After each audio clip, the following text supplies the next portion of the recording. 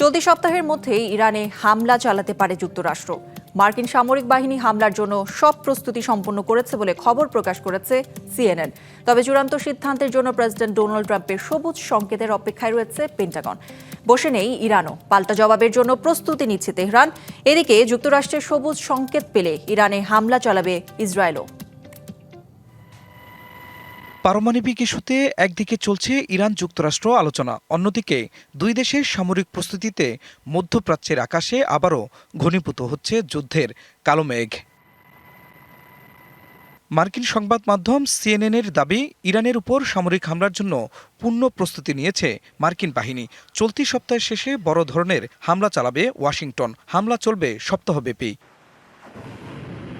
একাধিক সূত্র জানিয়েছে, মধ্যপ্রাচ্য থেকে কিছু সেনাকে ইউরোপ ও যুক্তরাষ্ট্রে ফিরিয়ে নিচ্ছে মার্কিন সরকার। সাধারণত কোথাও হামলার আগে নিজেদের সেনা সরিয়ে নেয় যুক্তরাষ্ট্র।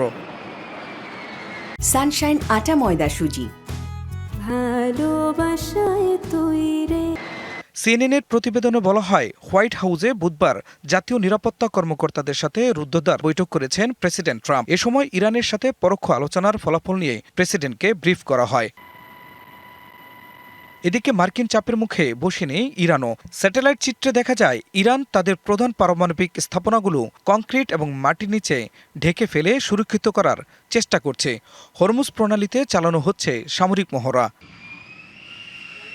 অন্যদিকে যুক্তরাষ্ট্র যে কোনো সময় সবুজ সংকেত দেবে, এমনটি মাথায় রেখে প্রস্তুতি নিচ্ছে ইসরায়েলি সেনারা। বুধবার ইসরায়েলি পাবলিক ব্রডকাস্টার কান বলছে, সংকেত পেলেই ইরানের ব্যালিস্টিক মিসাইল লক্ষ্য করে হামলা শুরু করবে তারা।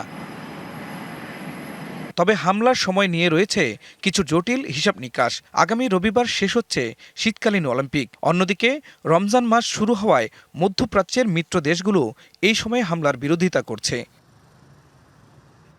খান মোহাম্মদ মুকুল, ডিবিসি নিউজ ডেস্ক।